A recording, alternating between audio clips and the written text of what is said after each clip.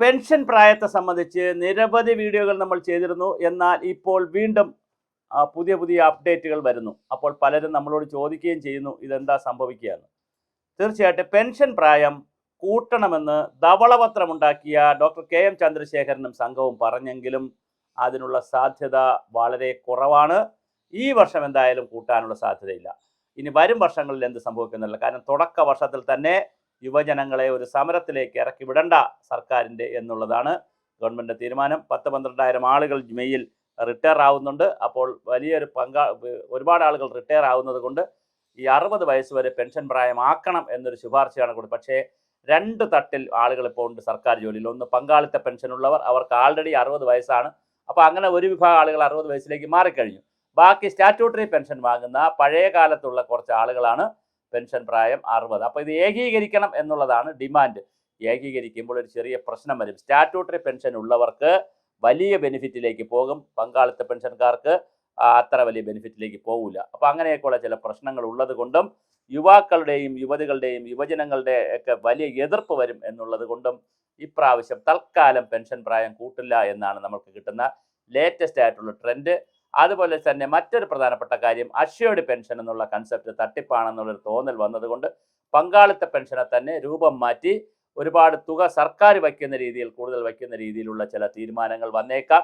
അതുപോലെ DA ഒന്ന് ക്രമപ്പെടുത്തുന്നതിൻ്റെ ഭാഗമായി ഒരു ഗഡു DA ചിലപ്പോൾ ഈ ബഡ്ജറ്റിൽ തന്നെ അങ്ങ് പ്രഖ്യാപിച്ചേക്കാം.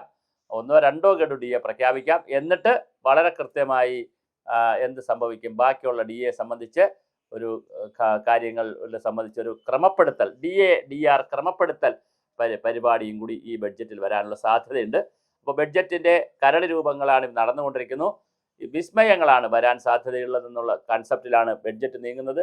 പുതിയ ബഡ്ജറ്റാണ്. നികുതി വരുമാനം കൂട്ടുന്നതുമായി ബന്ധപ്പെടുത്തിയിട്ടുള്ള ഒരുപാട് നിർദ്ദേശങ്ങൾ ഉണ്ടായിരിക്കും. ഇൻസെൻറ്റീവുകൾ പ്രഖ്യാപിക്കും.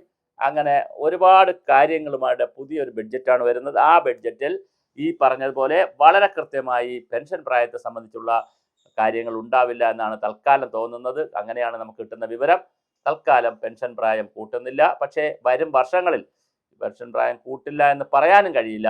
പെൻഷൻ പ്രായം കൂട്ടലല്ല, ഏകീകരിക്കലാണ് എന്ന് പറഞ്ഞാണ് ഇപ്പോൾ സംഘടനകൾ രംഗത്ത് നിൽക്കുന്നത്. പക്ഷേ ഏകീകരിക്കുമ്പോൾ പങ്കാളിത്ത പെൻഷൻകാർക്ക് ഒരു ടൈപ്പിലെ പെൻഷൻ, സ്റ്റാറ്റ്യൂട്ടറി പെൻഷൻകാർക്ക് മറ്റൊരു തരത്തിലുള്ള പെൻഷൻ.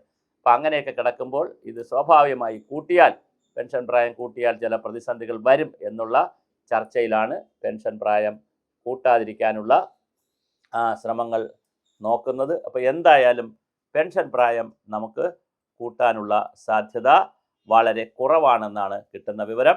അതേസമയം ഞാൻ പറഞ്ഞ പങ്കാളിത്ത പെൻഷൻ പുതിയ രൂപത്തിൽ വന്നേക്കാം. അഷ്വേർഡ് പെൻഷൻ ഉണ്ടാകാനുള്ള സാധ്യതയില്ല. സ്റ്റാറ്റ്യൂട്ടറി പെൻഷനിലേക്ക് എല്ലാവരും പോകുന്ന കാഴ്ചപ്പാടും നിലവിലില്ല. DA പോലുള്ള കാര്യങ്ങൾ ക്രമീകരിക്കാനുള്ള സാധ്യതയും വളരെ കൂടുതലാണ്.